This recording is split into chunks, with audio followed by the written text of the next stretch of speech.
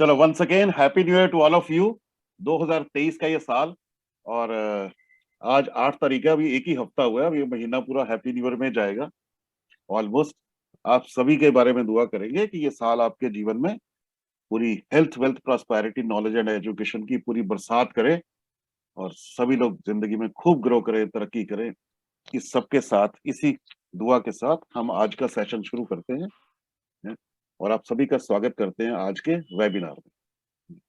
मैं कपिल सैली चंडीगढ़ से आप सभी का स्वागत करता हूं। और बाय प्रोफेशन में अब न्यूमरोलॉजी और वास्तु कंसल्टेंट और ट्रेनर हूं न्यूमरोलॉजी का। वास्तु की मैं सिर्फ कंसल्टेशन देता हूं, न्यूमरोलॉजी की कंसल्टेशन के साथ साथ ट्रेनिंग प्रोवाइड करता हूं। पिछले 10 साल से मैं इस फील्ड में फुली डेडिकेटेडली काम कर रहा हूं। उससे पहले 20 साल का मेरा करियर सेल्स इंजीनियर से लेके management professional as a country head तक रह चुका है, इंडिया एंड अब्रॉड में, मल्टीनेशनल कंपनीज में। और 2012 से मैं कंप्लीटली इसी के अंदर अपने आप को मैंने इन्वॉल्व किया है। सबसे पहले हम ये समझते हैं कि किसी भी डेट ऑफ बर्थ के कितने एलिमेंट्स होते हैं जिसको देख के हम एनालाइज करते हैं। तो जो तो ऑलरेडी न्यूमरोलॉजी जानते हैं उनके लिए तो ये बड़ा मामूली सा चैप्टर है। जो फ्रेशर हैं यहाँ हम समझते हैं। हमारे पास एक डेट ऑफ बर्थ में डेट, मंथ, ईयर, इसके बारे में हम कभी जजमेंट नहीं ले सकते कि हमने कौन सी डेट को पैदा होना। तो डेट, परिवार, घंटे, मिनट, सेकंड, देश, शहर और गांव, ये कौन सा रहेगा हमें नहीं पता। हम कहाँ जन्म लेंगे, ये फिक्स्ड एलिमेंट्स है। ठीक है जी। इसके बारे में हमें कोई आइडिया नहीं। अब इसके बाद वेरिएबल चीज क्या आती है? हमारा नाम, जो इस धरती पे आके रखा जाता है। हमारे नाम का रखना भी एक तरह से ये भगवान की को रजा होती है। जो उस अक्षर पे नाम रखा जाता है उसका क्या टोटल बनेगा, फर्स्ट नेम का, पूरे नाम का, ये सारे एलिमेंट्स आते हैं। डेट, मंथ, ईयर से दो चीजें निकलती है। एक होता है हमारा बर्थ नंबर, एक होता है डेस्टिनी नंबर। फिर हम उस डेट ऑफ बर्थ से एक बर्थ चार्ट बनाते हैं जिसका नाम है लॉशो ग्रिड। हमारे डेट, मंथ, ईयर से आने वाला बर्थ नंबर, ये जो वैल्यूज हैं ये भी हमारे बर्थ नंबर को इन्फ्लुएंस करती हैं।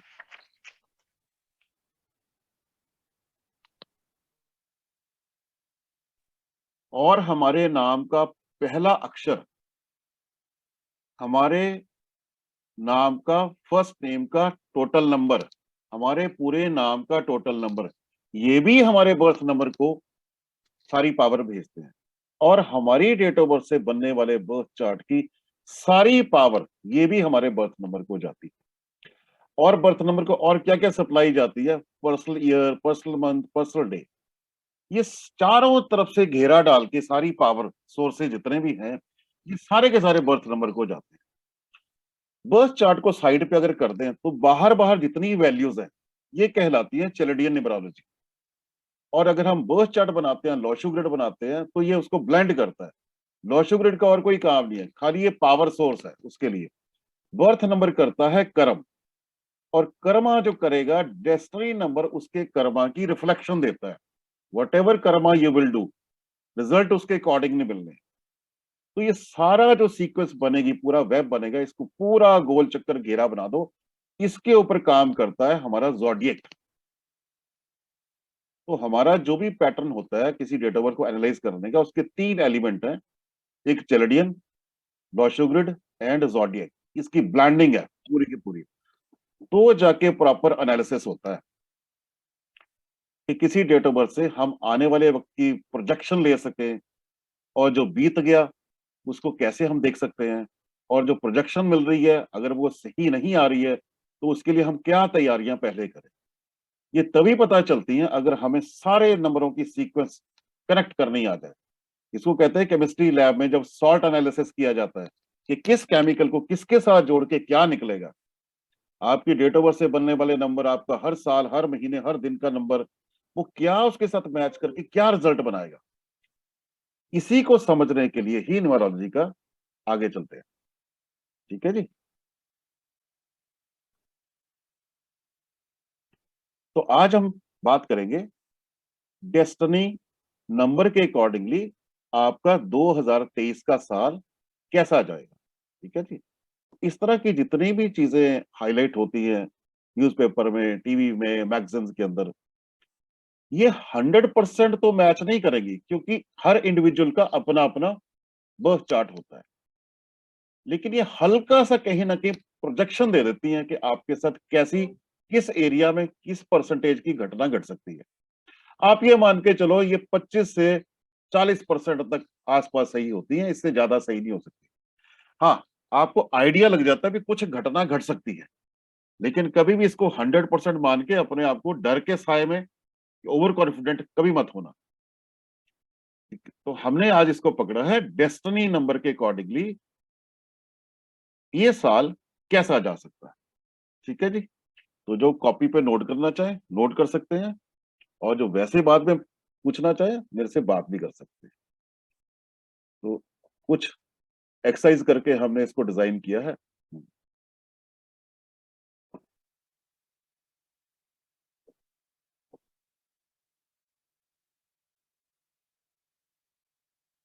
सबसे पहले समझते हैं डेस्टिनी नंबर कैसे कैलकुलेट किया जाता है। मैं उम्मीद करता हूं आप सभी को डेस्टिनी नंबर कैलकुलेट करना आता होगा। कोई ऐसा है आप में से जिसको नहीं कैलकुलेट करना आता?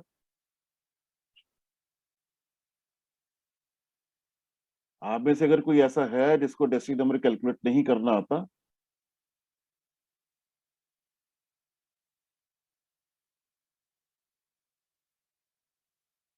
ठीक है जी, सबको आता है। तो आज की डेट का डेसिमल नंबर बनता है 16 से 7। जैसे हम डेट मंथ ईयर सारे नंबर्स को आपस में जोड़ेंगे तो 16, 16 को फिर हमने सिंगल डिजिट में कन्वर्ट किया तो बन गया 7। तो 7 नंबर, ये पैटर्न होता है किसी डेसिमल नंबर को कैलकुलेट करने का। तो सबसे पहले हम चलेंगे डेसिमल नंबर 1 के लिए। जिनका भी डेसिमल नंबर 1 आता है, अब मैंने जो रेड कलर में लिखे हैं, ये मंथ में आपकी किसी ना किसी एरिया में स्ट्रगल हो सकती है, और जो व्हाइट पोर्शन है ये आपके लिए प्रोग्रेसिव मंथ रहेंगे। तो जिनका भी डेस्टिनी नंबर 1 आता है उनके लिए जनवरी, फरवरी, अप्रैल, जुलाई और नवंबर, जो तो 40 साल से ऊपर के हैं उनको कोई ना कोई हेल्थ इश्यू भी आ सकता है। जो 40-45 साल, 50 साल से नीचे हैं उनको वैसे स्ट्रगल हो सकती है। तो ये जो मार्च, मई, जून, अगस्त, सितंबर, अक्टूबर एंड दिसंबर, ये डेस्टिनी नंबर 1 वालों के लिए प्रोग्रेसिव मंथ हो सकते हैं। तो जिनका डेस्टिनी नंबर 1 है वो इसे नोट कर सकते हैं और अपने प्रोग्रेसिव मंथ को और ज्यादा बेहतर बनाने के ऊपर काम कर सकते हैं। ठीक है। अलर्ट रहने की जरूरत है। जनवरी, फरवरी, अप्रैल, जुलाई एंड नवंबर, ये वाले जो मंथ हैं ये थोड़े से आपके लिए स्ट्रगलिंग हो सकते हैं। ठीक है जी। डेस्टिनी नंबर 2 पे आते हैं। डेस्टिनी नंबर 2 जो है उनके लिए 2023 का जो साल है, इसमें जनवरी, फरवरी, अप्रैल, मई एंड नवंबर, ये वाले महीनों में थोड़ा सा आपको स्ट्रगल हो सकती है। अपनी हेल्थ का ध्यान रखें, प्रोफेशन में, जॉब में, करियर में खास ध्यान रखने की सख्त जरूरत है। और जो टीन एज में बच्चे पढ़ रहे हैं उनके ऊपर जनवरी, फरवरी, अप्रैल मंथ जो है ये खास करके ध्यान रखने की जरूरत है। इनका मन भटक सकता है पढ़ाई से, तो फोकस करने की जरूरत है। और जो मार्च, जून, जुलाई, अगस्त, सितंबर, अक्टूबर, दिसंबर, ये मंथ इनके काफी हद तक अच्छे जा सकते हैं। जो अच्छे मंथ हैं उनमें कोई अच्छे फैसले ले सकते हैं आप ऑलरेडी प्रिपेयर रहें कि कोई अच्छा एरिया आ रहा है जिंदगी के अंदर तो उसको पूरा इनकैश किया जाए। इसका मतलब ये होता है वहां अपने आप तो लॉटरी लगनी नहीं है, हम एफर्ट्स करेंगे तभी लॉटरी लगेगी। ठीक है जी। लॉटरी डालोगे तो लगेगी। मैंने पहले ही बताया था, कर्मा थ्योरी है, बर्थ नंबर जो कर्मा करेगा डेस्टिनी नंबर उसी की प्रोजेक्शन आपके सामने लाएगा। तो जनवरी, फरवरी, अप्रैल, मई एंड नवंबर, ये डेस्टिनी नंबर 2 वालों के लिए। और अगर बाय चांस किसी का बर्थ नंबर 8 है तो उसको ज्यादा अलर्ट रहने की जरूरत है जनवरी, फरवरी, अप्रैल, मई एंड नवंबर में। इमोशनल सेटबैक हो सकते हैं, फाइनेंशियल सेटबैक्स हो सकते हैं, वेल्थ लॉस हो सकता है ड्यू टू हेल्थ लॉस। तो इस तरह की कुछ ना कुछ इंडिकेशंस आपको देखने को मिल सकती है। डेस्टिनी नंबर 3 पे आते हैं। अप्रैल, मई, जुलाई, अक्टूबर एंड नवंबर, ये मंथ थोड़े से एवरेज से जाएंगे, ज्यादा रिजल्ट ओरिएंटेड नहीं। अब देखिए, जब आपको अलर्ट कर दिया कि जी अप्रैल मंथ में ऐसा हो सकता है, तो देखो आप जनवरी, फरवरी, मार्च, अब इन 3 महीनों में अपने आप को इतना स्ट्रांग बना लो कि हम अप्रैल मई में हमें जो एवरेज है हम उसको एटलीस्ट लिफ्ट कर सकें। प्रोजेक्शन का मतलब ये होता है कि आपको एक पहले से मैसेज आया, प्रोजेक्शन है, जैसे वेदर रिपोर्ट वाले फोरकास्ट करते हैं, भाई आगे तूफान आ सकता है, और उनकी कई बार जो फोरकास्ट होती है वो प्रॉपर मैच नहीं भी करती, लेकिन हम फिर भी अलर्ट तो रहते हैं ना कि तूफान आ सकता है, बारिश आ सकती है, तो अपने सारी चीजों का बंदोबस्त करके रखें। तो अप्रैल, मई, जुलाई, October and November, in month में अपने आप को थोड़ा संभाल के रखें, करियर पॉइंट ऑफ व्यू से स्पेशली।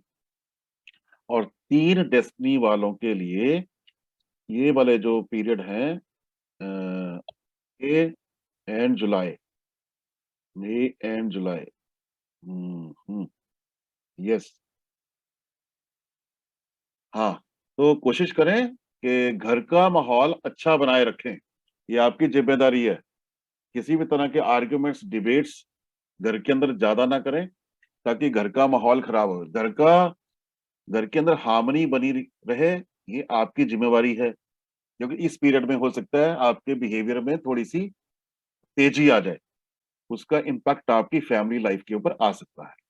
जनवरी, फरवरी, मार्च, जून, अगस्त, सितंबर, दिसंबर, ये मंथ आपके लिए अच्छे प्रोग्रेसिव हो सकते हैं।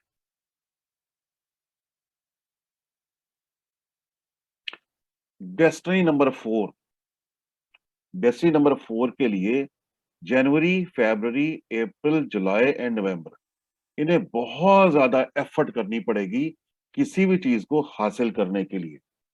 अच्छा, यहाँ पे एक चीज मैं अलर्ट देना चाहता हूँ आपको कि डेस्टिनी नंबर 4 के लिए अगर हमने बात की है अप्रैल मंथ की, तो अप्रैल मंथ इनके लिए जनवरी, फरवरी, अप्रैल, जुलाई एंड नवंबर, यहाँ थोड़ी आपको स्ट्रगल ज्यादा करनी पड़ेगी। और मार्च, मई, जून, अगस्त, सितंबर, अक्टूबर, दिसंबर, ये मंथ आपके लिए थोड़े स्मूथ हो सकते हैं करियर पॉइंट ऑफ व्यू से स्पेशली। और जिनको थोड़ा कोई हेल्थ इशू है, तो आपको जॉइंट्स से रिलेटेड इशू हो सकते हैं, उसको संभाल के रखें। अपना थोड़ा खान पान, डाइट, इन सब चीजों को जरा मैनेज प्रॉपरली करें, ताकि कोई हेल्थ इशू मेनली ना आने पाए। और इन महीनों में जो रेड वाले लिखे हैं, किसी के साथ कोई ऊंची आवाज में कोई झगड़ा नहीं करना, कुछ मत करना। अगर आप ड्राइव करते हो अपने सिटी एरिया में, बाहर भी हाईवे पे कुछ हल्का फुल्की खरोंच भी लगती है, तो चुपचाप पतली गली से बिना लड़ाई झगड़ा किए निकल लो। ऐसी कोई चीज ना करना कि नुकसान होने पाए। जो रेड वाले मंथ है, जनवरी, फरवरी, अप्रैल, जुलाई एंड नवंबर स्पेशली। ठीक है जी। डेस्टिनी नंबर 5 के लिए अप्रैल, मई, अगस्त, अक्टूबर एंड दिसंबर, इस मंथ, इन महीनों में स्पेशली जो यंगस्टर्स हैं, अभी सीनियर स्कूल्स में हैं, कॉलेज वाले हैं, तो इनके पढ़ाई लिखाई छोड़ के एडवेंचर मारना, लव अफेयर में जाना, डेटिंग करना, इनकी तरफ रुझान बढ़ सकता है। तो थोड़ा ध्यान रखें कि एडवेंचर ना मारें। यंगस्टर जितने हैं, यंगस्टर छोड़ो, यंगस्टर सारे ही हैं, ये बड़े लोग भी ज्यादा एडवेंचर ना करें, किसी भी तरह का भी को फिजिकल नुकसान हो सकता है। और प्रोग्रेसिव मंथ इनके हैं जनवरी, फरवरी, मार्च, जून, जुलाई, सितंबर एंड नवंबर। ये रेड जोन जितना मैंने किया है, यहाँ इमोशनल होके इन्वॉल्व होने की कोशिश हो सकती है आपकी तरफ से। तो अपने इमोशंस को संभाल के रखें, उड़ान उतनी ही भरें जितनी सी आपकी लैंडिंग आसानी से हो जाए। ज्यादा उड़ान भरने की कोशिश मत करना, आपको नुकसान हो सकता है। ठीक है जी, क्लियर है? कृष्णा बेनी जी, क्लियर है? जी सर, क्लियर है। ये कैसे कैलकुलेट किया है, ये सिखाते हैं हम। हमारे पार्टिसिपेंट को जी सर। पता होता है कैसे करते हैं ये कैलकुलेशंस कैसे होती हैं। इसकी पूरी डायसेक्शन कर देना अगर, तो एक एक नंबर का पता चल जाएगा भी आपको एक्चुअली नुकसान होना क्या है, कौन से एरिया में होना है। अगर उसके ऊपर चर्चा करनी शुरू करें तो ये वेबिनार रात के 10 बजे तक ना खत्म हो। डेस्टिनी नंबर 6 पे चलते हैं। डेस्टिनी नंबर 6 में जनवरी, अप्रैल, मई, अगस्त एंड दिसंबर, ये वाले महीने जो हैं, जनवरी का फर्स्ट हाफ रहेगा, आधा महीना, तो एक हफ्ता तो निकल गया। फर्स्ट हाफ जनवरी का 6 नंबर वालों के लिए थोड़ा सा तकलीफ वाला हो सकता है, और उसके बाद अप्रैल मंथ है। तो यहाँ कोशिश करें कि घर के अंदर कोई झगड़े झुगड़े नहीं करने, ये डेस्टिनी नंबर 6 वालों ने स्पेशली। प्रोफेशनल सक्सेस तो मिल सकती है इन महीनों में, जनवरी अप्रैल में, लेकिन आपकी जो पर्सनल लाइफ है उसके ऊपर डिस्टर्बेंस हो सकती है। ठीक है, फरवरी, मार्च, जून, जुलाई, सितंबर, अक्टूबर एंड नवंबर, ये जबरदस्त ग्रोइंग ग्रोइंग मंथ है। आप इसके अंदर कुछ भी करते हो तो ग्रोथ होने के चांसेस बनेंगे।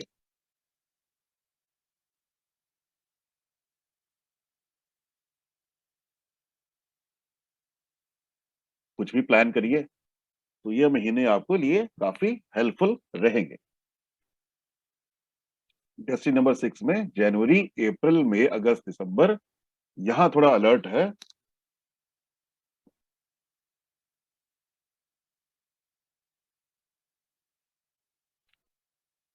जो रेड जोन में मैंने रखे हैं, इसमें बीच में 1-2 महीने ऐसे आएंगे जब आपको हो सकता है कहीं डिसरिस्पेक्ट का सामना भी करना पड़े। तो कोई ऐसा काम ना करे, अपने से हो ना जाए। ध्यान रखना इन महीनों में कि बजाय आप तो किसी की हेल्प करने के लिए गए, पता चला आप ही के ऊपर झंझट हो गया कुछ भी, उस चीज का आपने खास ध्यान रखना है। ठीक है जी, डेस्टिनी नंबर 7 पे आते हैं।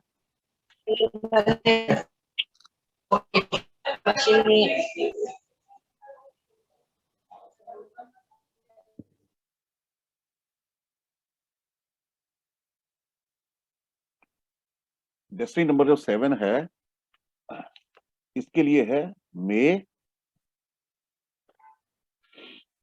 जुलाई, October and December.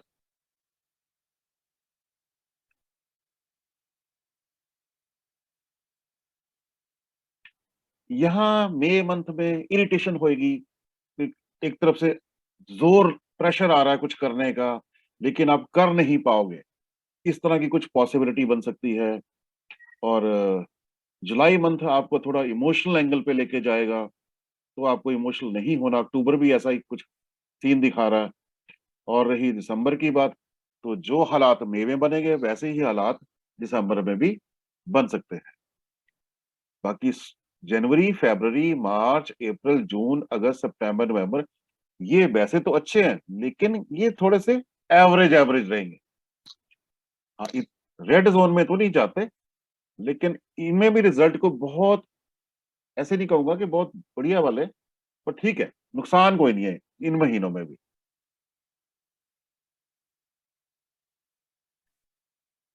Destiny number 8,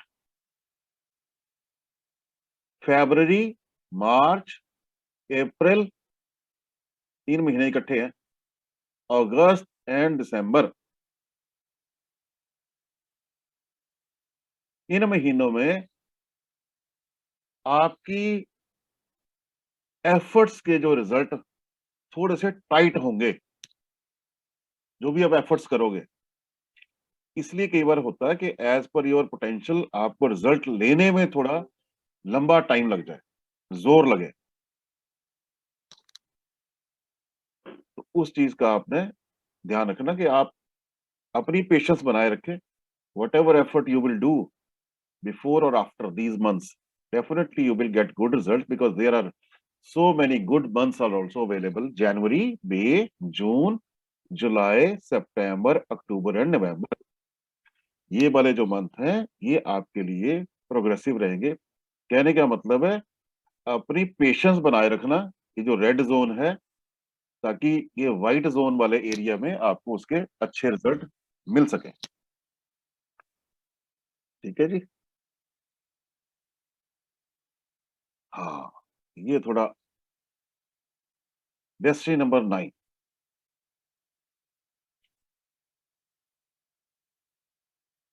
February, March, June, July, August and November, ये जो रेड जोन वाला एरिया है इसमें थोड़ा सा ध्यान रखने की जरूरत है, और स्पेशली हेल्थ के ऊपर कोई चोट लगने का खतरा ना आए किसी भी तरह का, यहाँ ध्यान रखना आपने।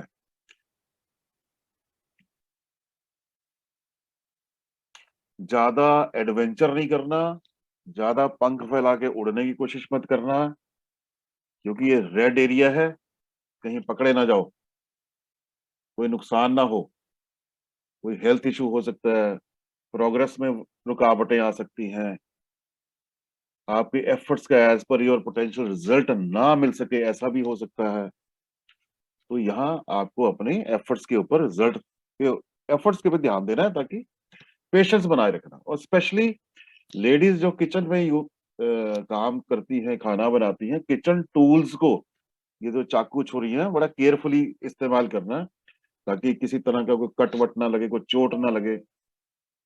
जितने ग्लास वेयर है उनको जरा सलीके से, तरीके से हैंडल करना, ताकि किसी तरह का कोई भी नुकसान ना होने पाए। ठीक है जी। मैंने अब जी बर्थ सर। नंबर को नहीं छेड़ा। अगर मैं कहता जी बर्थ नंबर आपका, ये बर्थ नंबर से आप ये कर लोगे वो कर लोगे, अगर डेस्टिनी फेवर में है ही नहीं तो कैसे हो जाएगा बताओ। जो हम पर्सलियर भी निकालते हैं तो बेसिकली वो भी तो एक तरह से डेस्टिनी है ना, कि वो क्या क्या देने आया हमें, नुकसान पहुंचाने आया या कुछ देने के लिए आया। ठीक है, तो अल्टीमेटली हमने रिवर्स एक्शन किया है, हमने डेस्टिनी के साथ इसकी इक्वेशन बनाई है। इसके पीछे हिडन कौन कौन से नंबरों को मैंने लिया है, वो अंदर की बात है। ये जितनी फाइंडिंग्स मैंने निकाली है, ये खाली डेस्टिनी नंबर या 2023 का 7 बना के वहां से नहीं निकालनी है। जी सर। ठीक है, अगर मैं, ये तो कोई भी बच्चा निकाल लेगा। डेस्टिनी नंबर ये है, 2023 का टोटल 7 बना, डेस्टिनी नंबर से मैच करा दो, ये तो कोई भी निकाल लेगा। लेकिन इसके आगे भी कैलकुलेशन है, उनके ऊपर इन्फ्लुएंस किस चीज का है, उसको देखना कैसे है, इक्वेशन कैसे बननी है। न्यूमरोलॉजी कोर्स का मकसद ये होता है कि आप इक्वेशन क्या बनती है, उस इक्वेशन को पढ़ना कैसे है। जिन्होंने केमिस्ट्री लैब में कभी गए हो कॉलेज स्कूल के टाइम में, तो आपको पता ना पीरियोडिक टेबल होती थी, कितने एलिमेंट्स होते थे। हम केमिस्ट्री लैब में जाके सॉल्ट एनालिसिस करते थे, तो दो केमिकल मिलके तीसरे को क्या बना रहे हैं। न्यूमरोलॉजी ये है, रट्टा नहीं मारना उसको तक। तो ये हमारे पार्टिसिपेंट लर्न करते हैं कोर्स के अंदर, किस नंबर को किस नंबर से जोड़ के क्या निकलेगा। जैसे किचन के अंदर खाना बनता है, आप सबको ये पता है, जो हमारे घरों में हमारी माताएं बहनें खाना बनाती हैं, उनको पता है कि किस चीज को कितनी क्वांटिटी में डाल के क्या निकलेगा टेस्ट। उसी तरह न्यूमरोलॉजिस्ट को ये पता होना चाहिए कि किस नंबर को किसके साथ कनेक्ट करके रिजल्ट क्या निकलेगा, अच्छा निकलेगा या बुरा निकलेगा। बुरा निकलेगा तो मेरी लाइफ के कौन से एरिया को हिट करेगा। ये लर्निंग का पार्ट है, ये रीडिंग का पार्ट नहीं, आपको किसी किताब में मिलना ही नहीं है, कहीं नहीं लिखा मिलेगा। ठीक है जी। और कोई, और कोई कुछ पूछना चाहता हूं?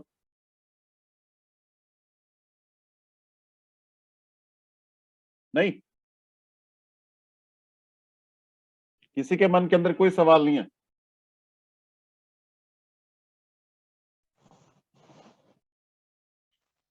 हाँ जी, अर्चना जैन जी, कौशल, मेरे को सब दिख रहे हैं यहाँ पे।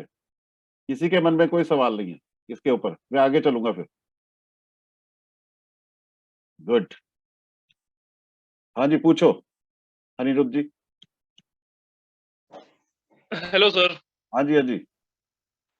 मेरा क्वेश्चन है कि ऐसा बोलते हैं कि 35-40 के एज तक बर्थ नंबर एक्टिव चलता है और 40 के बाद डेस्टिनी का रोल आ जाता है, लेकिन आपने जो ईयर एनालिसिस बताया वो एज पर डेस्टिनी नंबर बताया। तो अगर कोई 30-35 की एज ग्रुप में है तो उसका तो बर्थ नंबर रनिंग है, तो फिर उसके लिए भी डेस्टिनी नंबर कैसे एप्लीकेबल होगा उसका ईयर की? जिन्होंने बोला है ना, आप उनसे पूछिए जाके, मैं नहीं बोलता। ऐसा कोई फॉर्मूला नहीं किसी किताब में पढ़ा आज तक। जिन्होंने आपको सुनाया ना, आप उनसे पूछना ना जाके। किसने सुनाई ये बात कि 35 साल तक बीएन काम करता है फिर डीएन काम करता है? अरे डेस्टिनी बेसिकली क्या है? शीशा है। जो हम बन के खड़े होएंगे वही सामने से इमेज आएगी। भाग्य क्या है? जो हम भाग्य को कर्मा का पुटअप करते हैं वही रिजल्ट आता है ना। हम जैसी खिचड़ी बनाएंगे स्वाद वैसे ही आएगा। भाग्य ने कुछ नहीं देना अपने आप। भाग्य तो प्लेन कैनवस है। हम अपने कर्मों से रंग भरते हैं उसके ऊपर। कौन लोग ऐसे बोलते हैं 35 साल के बाद जी डेस्टिनी काम करेगा? फिर डेस्टिनी नहीं काम करना तो हम ऐसे बाजू बंद करके बैठ जाते हैं, अपने आप काम करे डेस्टिनी, भाग्य। सर कई न्यूमरोलॉजिस्ट ने जो मार्केट में है वो ये चीज गलत बोलते हैं, गलत है ये, ऐसा नहीं। शोमैन है सर, शोमैन। ऐसा कुछ बहुत नहीं सारे होता। हैं लोग। और अगली बार ऐसा कोई बताया ना तो उसको पूछना जरा, कहना जी ये बताओ जरा क्या कारण है। सर तो बर्थ नंबर का रोल नहीं है ईयरली एनालिसिस में? अरे भाई, मैंने पहले कहा था कि ये जितनी भी चीजें मैं आज भाई पढ़ूंगा ये 25 से 40% ही होती हैं। जिस जिसने भी राशिफल पढ़े हैं ना 2023 के, वो मुश्किल से 20, 25 या 40% तक ही होते हैं काम। हर इंडिविजुअल का अपना अपना केस होता है।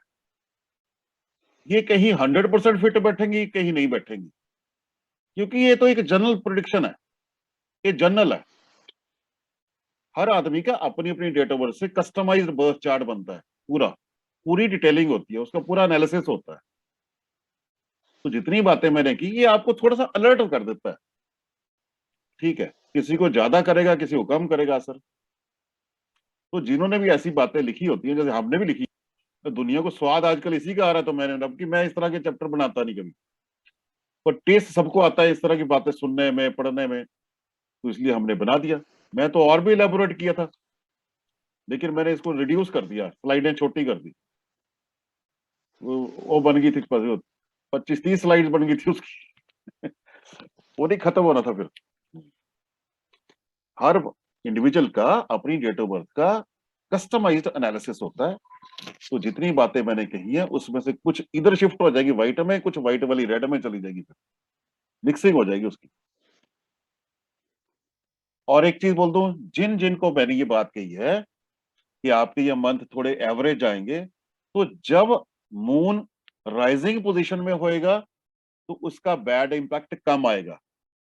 जब मून डिक्लाइन पोजीशन पे होएगा तो बैड इंपैक्ट ज्यादा आ सकता है। बस ये दिमाग में बिठा के रखना। उन मंथ्स के अंदर जब राइजिंग पोजीशन में होएगा, फुल फुल मून जिस दिन हो गया, अब उसके बाद डिक्लाइन करना उसमें, तो इंपैक्ट ज्यादा होएगा। अगर वो नेगेटिव में है तो ज्यादा होएगा। ठीक है। बाकी अगर आप न्यूमरोलॉजी जानते हो तो ढूंढने की कोशिश करना ये कैसे जोड़ा है, लेकिन ये ऐसे नहीं जोड़ा मैंने कि आपका डेस्टिनी नंबर और 2023 का टोटल 7, वहां से थ्योरी है। ठीक है जी, करेक्ट। चलो आगे फ्रेंड्स। राजेश कपूर जी भी आए हैं अहमदाबाद से। वाह, वेलकम सर। नमस्ते सर। नमस्ते जी, नमस्ते। पायल कौशल जी, आप कहाँ से हैं? सर मैं पंजाब से फिरोजपुर से। अच्छा जी, very good. Joshi, good evening. Evening sir. Very good evening. आप कहाँ से हैं जोशी साहब? या मुंबई से वेरी गुड, बात हुई थी अपनी। यस, याद आ गया। ठीक है, चलिए फ्रेंड्स, आगे कुछ दिखाते हैं आपको।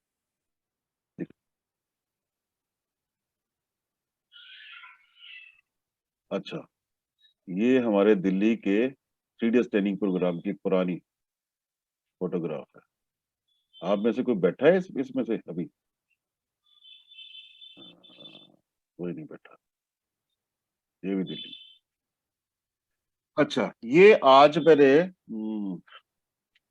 ऑन डिमांड, मेरे को डिमांड की गई थी रिलेशनशिप के ऊपर।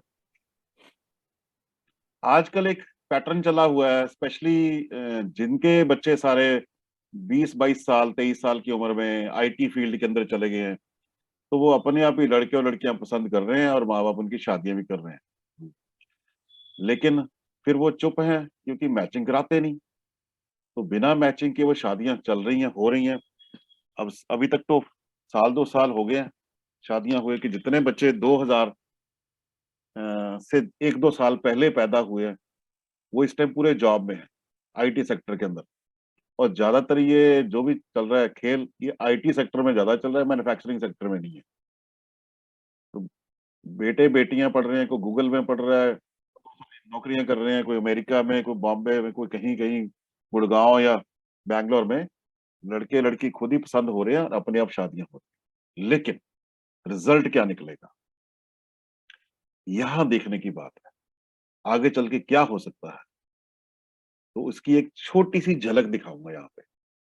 ये बहुत टिपिकल एनालिसिस होता है वैसे तो, लेकिन एक छोटी सी झलक है। ठीक है, हम अक्सर बात करते हैं रिलेशनशिप के ऊपर,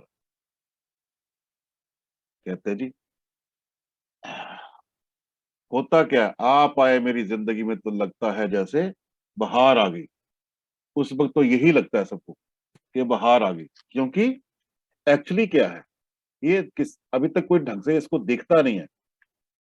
अफेयर होना एक अलग चीज है, लेकिन उस अफेयर को फिर जो आफ्टर मैरिज एक रिस्पॉन्सिबिलिटी वाले चेंबर में रखना, तब ये दोनों आपस में क्या गुटरगू करेंगे, निभाएंगे, वो एक अलग एरिया है। हम हमेशा बाहर ही मैच कराते रहते हैं कि दोनों का क्या है, दोनों बड़े अच्छे हैं, दोनों बड़े अच्छे हैं। क्या उनके अंदर कैपेबिलिटी है? जब एक जगह से उठा के उनको दूसरी जगह उस चेंबर में रखते हैं, मैरिज वाले सेक्शन में रखते हैं, तब वहां जाके खेल कैसा खेला जाएगा, वहां इक्वेशन कैसी बनेगी, दोनों में रिस्पॉन्सिबिलिटी के फीचर्स पैरामीटर्स हैं या नहीं है, दोनों के अंदर एक दूसरे को सहने की ताकत है कि नहीं है। जब भी मैच मेकिंग के एनालिसिस किए जाते हैं तो उसके अंदर इन डेप्थ ये देखना है। अगर आप इन डेप्थ नहीं देखोगे तो शादी लुढ़क जाएगी। मैं आपको अभी वीडियो दिखाऊंगा, लाइव केस बताऊंगा जो मैं खुद, जिसको मैंने हैंडल किया था। ठीक है जी, अभी तो खाली मैंने आपको एक झलक दिखाऊंगा किस तरह की मैचिंग। ये जो भी नंबर्स हैं ये इनकी बेस्ट मैचिंग है। नंबर 1 के लिए बेस्ट मैचिंग रहेगी नंबर 2, 3, 5 एंड 7। अभी इसके आगे भी एनालिसिस है, वो यहाँ पे हाईलाइट नहीं हुआ है कि वो 2 कहां से आया, 2 से आया, 11 से आया, 20 से आया कि 29 से आया। वो इसका आगे फर्दर एनालिसिस है। 2 नंबर के लिए 1, 3, 5 एंड 6।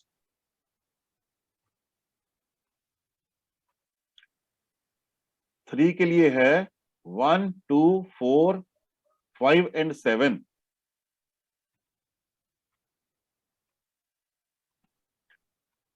4 के सामने 3, 5, 6।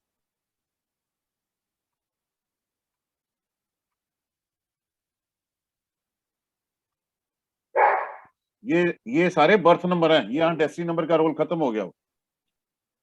जब भी मैचिंग करते हैं तो बर्थ नंबर से बिहेवियर वर्सेस बिहेवियर को देखा जाता है। ये सबसे पहला स्टेप होता है कि आप दोनों का बिहेवियर पैटर्न कैसा है। तो ये इन्हीं नंबरों का बिहेवियर पैटर्न जो है वो आपस में सबमिसिव हो सकता है। अभी इसके आगे बहुत से और बड़े सारे स्टेप्स होते हैं मैच मेकिंग के। नंबर 6 के लिए 2, 5, 6, 7 एंड 8। कोई सियाना आदमी ना तो ये बोलेगा कि 6 के सामने 6 तो फ्रेंडली है शादी के लिए, लेकिन 3 के सामने 3 क्यों नहीं है। किसी ने नोटिस किया? Yes sir. वो आप तो कर ही लोगे। 7 के सामने है 1, 3, 5 एंड 6। ये सबसे बेस्ट मैच है, ये वाले जो हैं। 8 के सामने है 3, 5 एंड 6 और 9 के सामने है 1, 3 एंड 5। ये बेस्ट मैचिंग है। इसका आगे और ऑपरेशन हो सकता है। उनका डेस्टिनी नंबर भी देखना पड़ेगा, उनके नेम के नंबर भी देखने पड़ेंगे। फिर ये जो नंबर आए हैं ये कौन सी डेट से बने हैं बर्थ नंबर। हो सकता है इनमें से कुछ नंबर रिड्यूस हो जाए। अभी तो मैंने जितने 4-4, 5-5 नंबर लिखे इतने भी नहीं रहने जब हम मैच मेकिंग करते हैं। ठीक है जी। ये मुंबई की पिक्चर है हमारी। ये सब वो हैं जो हमारे पार्टिसिपेंट आते हैं कोर्स करने के लिए। ठीक है। अभी उस बेस के ऊपर ये सही ऐसा ही कॉम्बिनेशन है या, क्योंकि आपके इसमें कॉम्बिनेशन में 7 और 4 कंपेटिबल नहीं दिखा रहा है। हाँ जी। तो सर आपने कोर्स किया, मेरे को 4 नंबर और 7 नंबर के आप पैरामीटर और फीचर बताओ जरा। चलो आपसे सवाल करते 4 नंबर राहु है, 7 नंबर हैं। वो नाम केतु मेरे है। को पता है, नाम मेरे को पता है। ठीक है आप उनके जी। फीचर बताओ जो उन्होंने आपको सिखाया है। आपकी आपकी स्टेटमेंट से ना बाकी बहुत से लोगों को रोशनी मिलेगी। उन्होंने जो सिखाया आपको वो। स्टेटमेंट तो सर ऐसा है कि राहु जो है रिबेलियस है, गुस्से वाला है, हाँ। दिमाग वाला है, और मार्केटिंग और उसकी फील्ड में अच्छा है, कम्युनिकेशन स्किल अच्छी है, पैसा उसके पास अच्छा होगा, जोड़ पाएगा। 7 वाले के केतु पास। जो है, हाँ जी, केतु जो है, केतु को ऐसा बताया गया है कि ठंडा ग्रह है, दिमाग नहीं है इसके पास क्योंकि अकेला धड़ है, नीचे का शरीर है, and spiritually they can grow, and spiritually they can grow as well as they can excel in the field of this teaching and all this.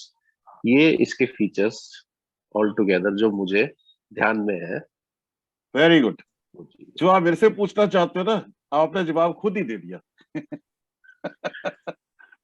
आप पर बताओ। चक्कर क्या है कि इस कॉम्बिनेशन जी, ये जो इस कॉम्बिनेशन के साथ में जो हमको कंक्लूजन दिया गया वो है कि भाई they are the most compatible with each other because of this reason. ऐसे नहीं 4 होता। and 7 वो तो ऐसे बोलते ऐसे सिर कट गया, ये ऐसे जुड़ गए, ऐसे जुड़ते हैं सिर, बताओ।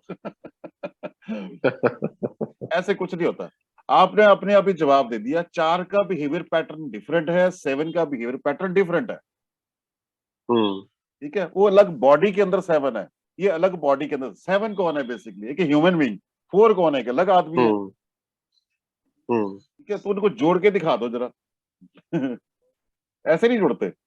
बिहेवियर पैटर्न नहीं जब आपस में सबमिसिव है उनका, तो इकट्ठे कैसे हो सकते हैं बताओ?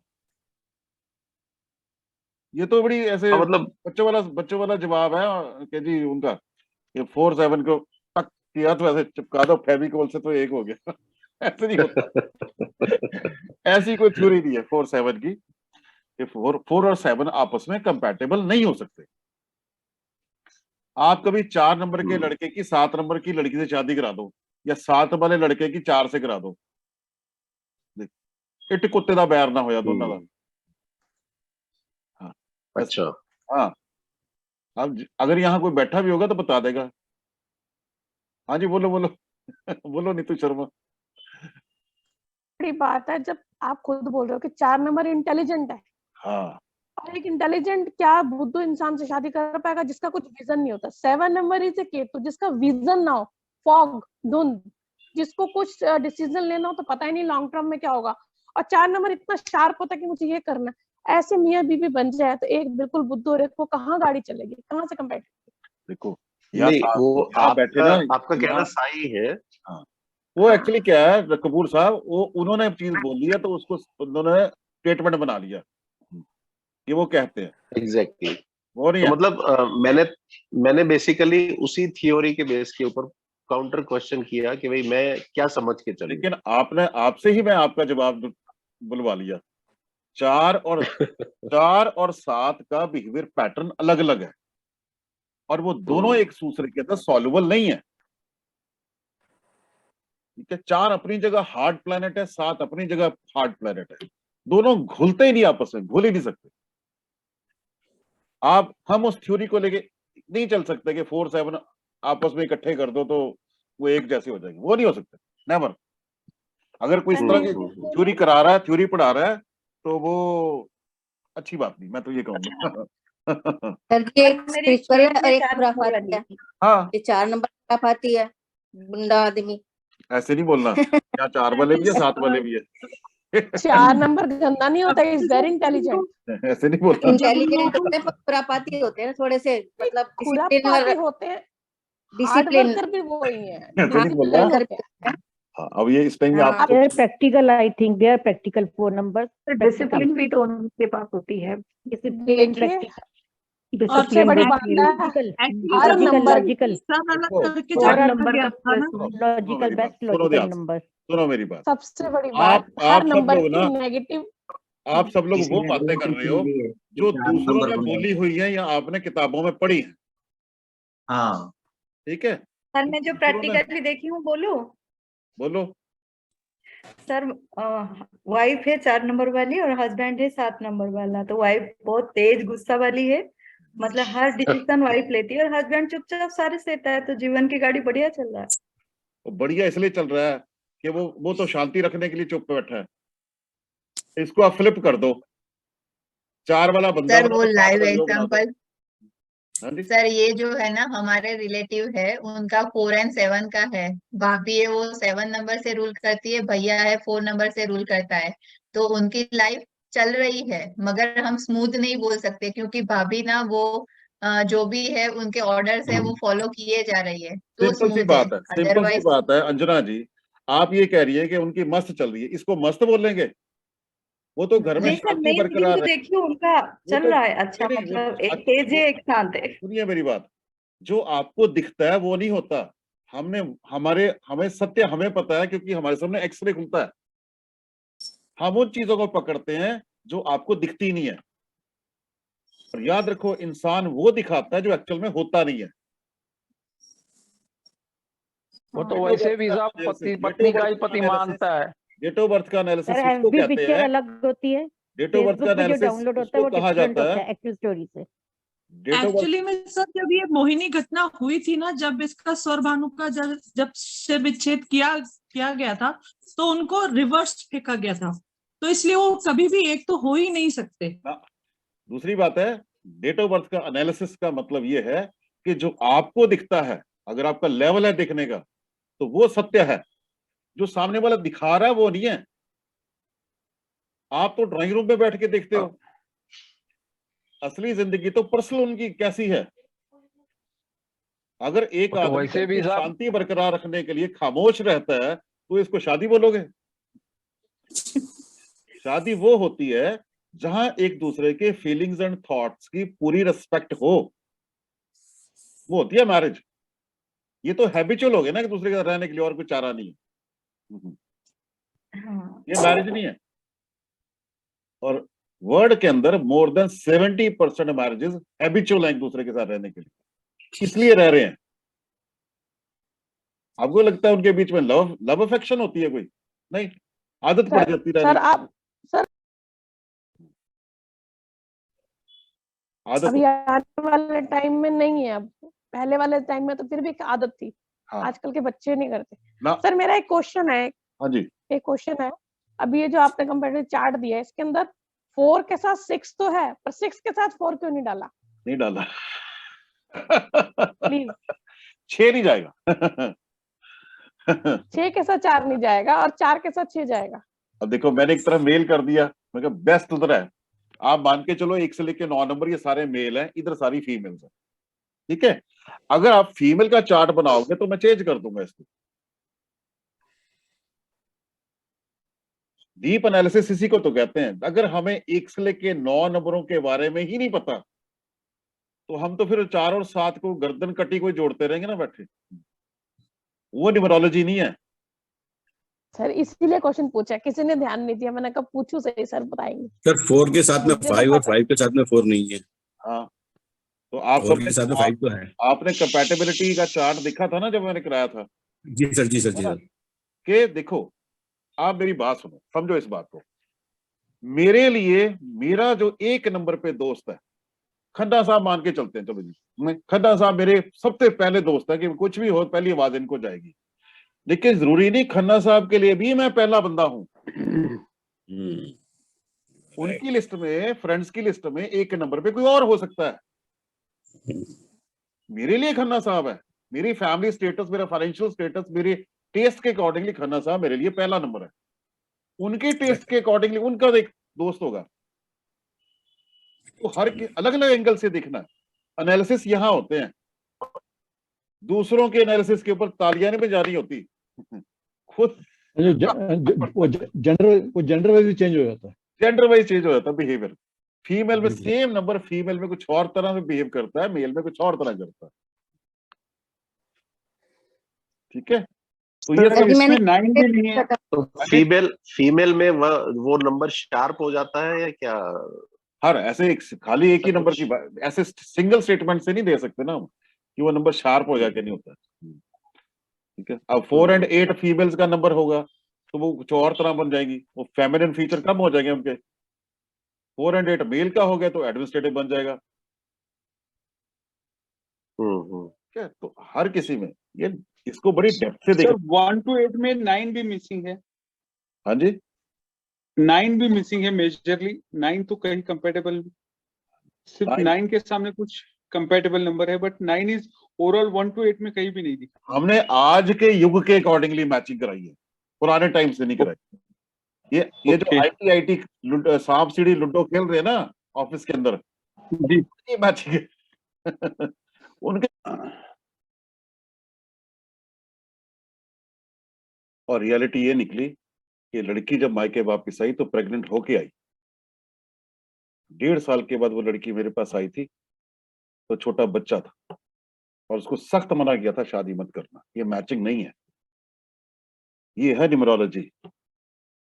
इस स्टेटमेंट 4 और 7 की मैचिंग या किताबों से पढ़ के, दूसरों के वेबिनार में जाके या दूसरों के व्हाट्सएप ग्रुप पे जाके तालियां बजाने से न्यूमरोलॉजी नहीं आती। उसके अंदर डूबना पड़ता है, गोता लगाना पड़ता है, 1 से लेके 9 नंबरों को डीप एनालिसिस करके समझना पड़ता है, तब आती है न्यूमरोलॉजी। ठीक है, मानते हो इस बात को? ऐसे नहीं, पढ़ने से नहीं आती, खाली पढ़ना पड़ता है, लेकिन पढ़ना कम। यहाँ तो पोस्टमार्टम होता है, एक नंबर का पोस्टमार्टम होता है, तब पता चलता है क्या है एक नंबर। क्योंकि सुनने में बड़ा मजा आता है न्यूमरोलॉजी की क्लास, एस्ट्रोलॉजी की क्लास, लेकिन उसके ऊपर काम करना पड़ता है। और जब किसी की मैच मेकिंग बहुत चैलेंजिंग होती है, आपकी एक स्टेटमेंट पर दूसरे ने अपनी जिंदगी बसानी है। अगर आपकी हल्की सी भी चूक हो गई तो परिवार बर्बाद हो जाएंगे। तो अपने इंटेलेक्ट को, अपनी इंटेलिजेंस को इतना हाई करना पड़ता है कि आपके मुंह से, आपके से कोई ओवरलुक ना हो जाए एंगल। तो ये सारा वेब है, इधर लड़की का इधर लड़के का, इन दोनों को आपस में मिक्सिंग करनी है, देखना क्या निकलता है। बड़े बड़े लोग इसको हाथ नहीं डालते क्योंकि ये चैलेंजिंग चीज है। ठीक है जी। सर वैसे भी एक जनरल परसेप्शन है कि मैच मेकिंग सिर्फ एस्ट्रोलॉजी से हो सकती है, न्यूमरोलॉजी से नहीं हो सकती है, तो आपने उसको रॉन्ग प्रूव किया था। 100% एस्ट्रोलॉजी में जो गुण मिलान होता है वो पहला कदम होता है। गुण मिलान, वो तो टोटल वैल्यू हो गई। अब गुण मिलान के 8 सेगमेंट्स होते हैं, 8 चैप्टर होते हैं। वो चैप्टर जो है बेसिकली वो न्यूमरोलॉजी से बड़ी आसानी से मैच हो जाते हैं, सेम निकलता है रिजल्ट, पूरा निकल जाता है। उनका बिहेवियर पैटर्न से क्या फर्क पड़ेगा, उनमें कम्युनिकेशन एंगल कैसा होगा, संतान प्राप्ति में कोई प्रॉब्लम तो नहीं होगी, एक दूसरे के लिए प्रोग्रेसिव होंगे नहीं होंगे। वहाँ 7-8 सेगमेंट्स होते हैं, तो हम सारे के सारे पूरे करते हैं। यहाँ पे आप हमारे यहाँ पार्टिसिपेंट बैठे हैं, इनसे पूछ सकते हो कि इनको आता कि नहीं आता है, सब कुछ आता है। एस्ट्रोलॉजी में मैंने जनरल देखा, जो पंडित है वो मिलाते हैं कि 32 गुण, 36 गुण, 28 गुण, और एक गुण होता है उसमें मैत्री गुण, वो उसको अवॉइड कर देते हैं क्योंकि इसके नंबर कम होते हैं। लेकिन आपने जब भी देखा होगा जिनका भी मैथ से गुण नहीं मिला उनकी शादी वो कहते हैं चलने वाली है बस। सर वहां चक्कर ये ना कि वहां देने ही 100 रुपया 101 रुपया, तो पंडित जी उतना ही हाँ, मिलाएंगे। तो वो उतने मिलाते जो मिलावे थे 32 गुण आगे मैथ से गुण था ही नहीं उसके अंदर। हाँ वो सिंपल सी बात हो गया। सर एक रेंडमली एक चार्ट उठाओ ना, बता देंगे सब लोग मिलके। अभी एक रेंडमली बर्थडे डालो, 2 डालो, बता देते हैं अभी 5 मिनट में सब खोल देते हैं पत्ता। और मेरे को पता है मेरे पार्टिसिपेंट सारे पढ़ देंगे उसी टाइम सारा ऑपरेशन कर देंगे और सभी एंगल से सभी 8 गुणों के देख लेंगे 8 तरफ से। ठीक है, तो कहने का मतलब है न्यूमरोलॉजी पढ़ने का फायदा मजा तब है जब आप उसको पूरी तरह से इस लेवल तक जान लो कि आपके सामने डेट ऑफ बर्थ हाई उसी टाइम टिप्स के ऊपर तार बोल रहे हैं, उसमें मजा है। अदरवाइज क्या फायदा? नहीं तो फिर हालात तो फिर वैसे के वैसे ही रह गए, जहां पहले तो बैठे थे वहीं के वहीं फिर पहुंच गए। उसमें कोई एंजॉयमेंट नहीं है, कहने का मतलब उसको पढ़ने का कोई फायदा नहीं। प्रोफेशनल कहते हैं ना, आप प्रिडिक्ट कैसे करोगे दूसरे के बारे में? लोग कहते हैं प्रिडिक्शन सीखना चुटकी का खेल है। प्रिडिक्शन करना को महंगा को बड़ा मुश्किल काम नहीं है। मुझे यहाँ पे सबसे ये कहना है, ठीक है, आप अभी आती क्यों नहीं है सबको? इतने लोगों ने न्यूमरोलॉजी के कोर्स किए हुए हैं, आप में से बहुत लोगों ने कोर्स किया होगा। रीजन क्या है? ये आती क्यों नहीं समझ में? क्योंकि कैलकुलेशन करनी क्यों नहीं आती, उसका कारण मैं अभी आपको बताता हूँ। ठीक है, ध्यान से सुनना इस बात को। और आपने हेमंता जी, आपने बहुत अच्छा अपना एक्सपीरियंस शेयर किया, और इतने दिनों में 1 महीना हो चुका है जबकि अभी तक कोर्स आधा हुआ है। और कोई अपने व्यूज शेयर करना चाहता हो, 15 अगस्त भूलना मत। अपने नियर डियर आपके आसपास जो भी कोई रिलेटिव्स हो, उनके घर के अंदर कोई स्टूडेंट्स हैं, भाई बहन है छोटे 10th स्टैंडर्ड 12th स्टैंडर्ड के अंदर, तो उनके लिए अपॉर्चुनिटी है। वैसे साल में मैं 2-3 बार कैंप करता हूँ ऐसा, फ्री कंसल्टेशन फॉर स्टूडेंट्स मेरे को बहुत अच्छे लगते हैं। बच्चों से बात करने में बड़ा मजा आता है। उनके सपने होते हैं, उनको पंख लगाना मेरा काम है, बड़ा मजा आता है। ठीक है, तो आप उस मेरे मैसेज को शेयर करें।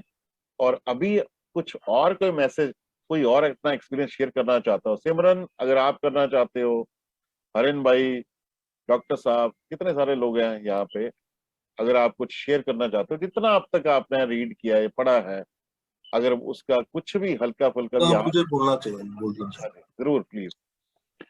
आप सभी लोग ध्यान से सुनना है, डॉक्टर साहब नासिक से है, इनकी स्टेटमेंट सुनना। एक्चुअली सर, मैं आपसे जुड़ने से पहले एक छोटा मोटा मैंने भी न्यूमरोलॉजी का कोर्स किया था, पर वहां पे और यहाँ पे बहुत डिफरेंस है। वहां पे तो 300-400 लोगों का झुंड पड़ा रहता है। वो झुंड में हमारा क्वेश्चन क्या है, क्वेरी क्या है, क्या न्यूमरोलॉजी पढ़ा, और सब लोग रेमेडी के पीछे भाग रहे हैं। न्यूमरोलॉजी है क्या? सबको रेमेडी चाहिए। हाँ, ये नंबर मिसिंग है, इसका रेमेडी है, और कोर्स खत्म। यहाँ पे आपके साथ जुड़ने के बाद ऐसा पता कि एक्चुअली न्यूमरोलॉजी क्या है, हम खुद कैसे रेमेडी तैयार करें, क्रिएट करते। आदमी को देख के ही पता चले कि ये कौन सा नंबर है, किसका नंबर। तो ये आपके साथ जुड़ने के बाद पता चल रहा है सर। एक्चुअल न्यूमरोलॉजी आपके साथ जुड़ने के बाद समझ में आ रही है। Thank you sir. और मैं सबको मतलब सबको बोलूंगा कि अगर किसी को भी न्यूमरोलॉजी सीखनी है तो आप कपिल सेली सर के साथ जरूर जुड़े। एक बार जुड़ के देखिए, आपकी लाइफ चेंज हो जाएगी सर। ये आपने बहुत बड़ी बात कह दी। सर बिहेवियर मैंने से सही बात कैसे नंबर पता करना वो आपने सिखाया। बिहेवियर से कैसे नंबर को पता करना वो आपने सिखाया। इतने लोगों से किया, बहुत लोगों से बहुत का पैसा 200, 400, 500, 1000 रुपये, 2000 रुपये, 25,000 रुपये से डाले, मगर वो चीज नहीं समझ में आई जो चीज आपसे सीखी कि आसपास के लोगों के बिहेवियर से क्या नंबर हो सकता है वो पता करना, कैसे पता करना वो आपने सिखाया। जो पोस्टमार्टम है खड़े खड़े आदमी का, बिना थैंक यू सो मच। नाम से, बिना डेट ऑफ बर्थ के नाम से, किसी बिना डेट और नाम से बिहेवियर का, यस, वो सिखाया आपने।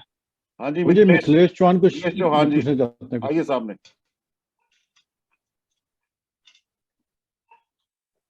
माइक ऑन करिए, माइक। थैंक यू सर जी। हाँ जी सर जी, ये पूछना था कि BN to BNE मैच करते हैं या DN to DN भी? अरे सब कुछ करते हैं, सब कुछ करते हैं सर। बहुत कुछ होता है इसके अंदर। 7-8 पैरामीटर्स। इसमें बड़े पैरामीटर्स होते हैं, क्रॉस कनेक्शन भी बनाने पड़ते हैं। फिर उसके बाद हमने देखना है लड़की लड़के के लिए प्रोग्रेसिव है कि नहीं है, लड़का लड़के के लिए है कि नहीं है। पता चले कल को लड़की पाल रही है लड़के को, है ना। अब देखो, वो तो चलो रामचंद्र जी सीता जी थे, तो अगर कोई लड़का कहे जी मैं आपकी लड़की से बहुत प्यार करता हूं, अब खाली इसी तर्ज के ऊपर हम अपनी बेटी थोड़ी दे सकते उसको। तो कमाता क्या भाई, ये तो बता ना, काम क्या करता है। खाली प्रेम से तो दुनिया नहीं ना चलेगी। तो प्रोग्रेस है कि नहीं, प्रोग्रेसिव है कि नहीं है। मैच मेकिंग बहुत चैलेंजिंग होता है, और हमारे जो कोर्स में जब भी होता है लास्ट में जाके एक्सरसाइज जो होती है मैच मेकिंग की डाली जाती है। तो बिना मैच मेकिंग में 2 बर्थ चार्ट आपके सामने होते हैं, दोनों का एनालिसिस इंडिपेंडेंट होता है, दोनों का कंबाइन होता है। बाकी फ्यूचर की प्रेडिक्शन करना है, ये तो चुटकिया खेल होता है। ये तो बड़ी आसान सी गेम है, ये को बहुत महंगी और टफ गेम नहीं है। थैंक यू सर जी।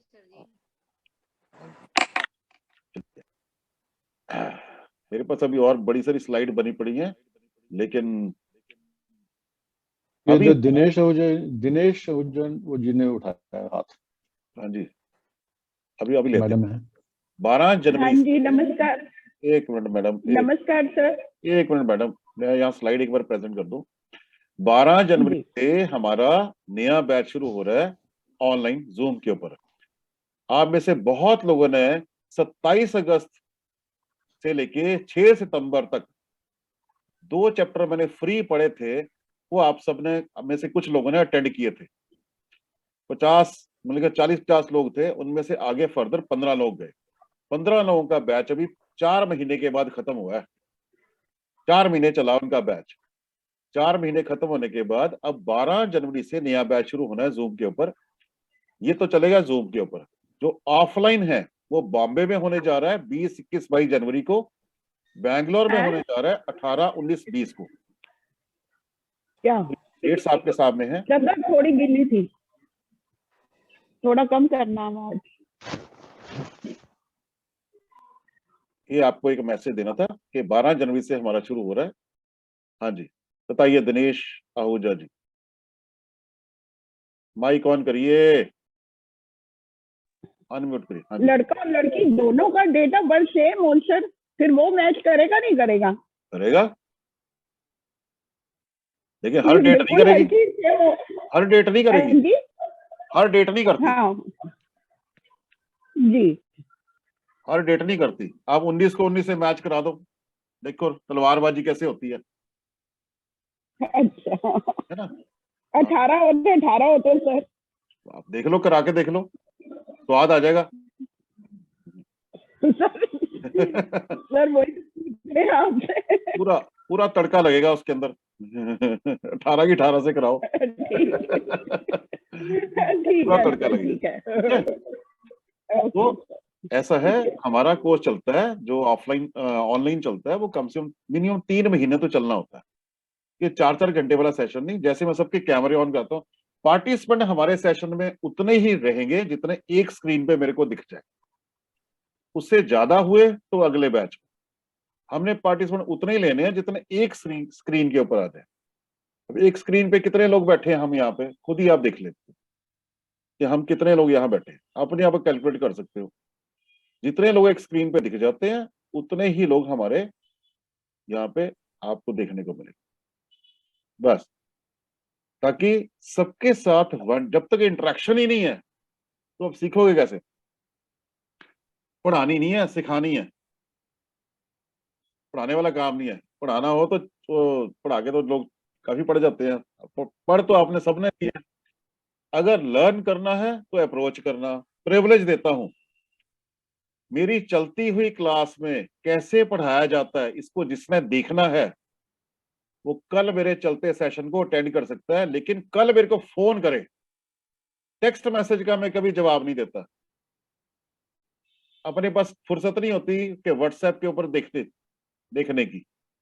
इतना टाइम नहीं होता कि एक एक आदमी को बोले। जिसको इंटरेस्ट हो, जो रनिंग बैच देखना चाहता हो, वो मुझे फोन करे, उसको लिंक मिल जाएगा। वो कल गेस्ट बन के हमारे साथ बैठे, देख ले हमारा पढ़ाने का तरीका क्या है। और किसी ने टेस्ट लेना है तो हमारे पार्टिसिपेंट का ले लो। मेरा टेस्ट क्या लेना, आपको पता चल जाएगा। कि हमारे कोर्स की कीमत क्या है। ठीक है जी, अब आपकी तरफ से कोई सवाल है?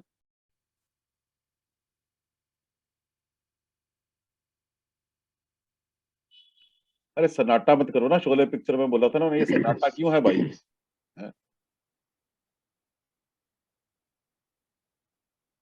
सवाल नहीं है तो इसका दो मतलब होते हैं।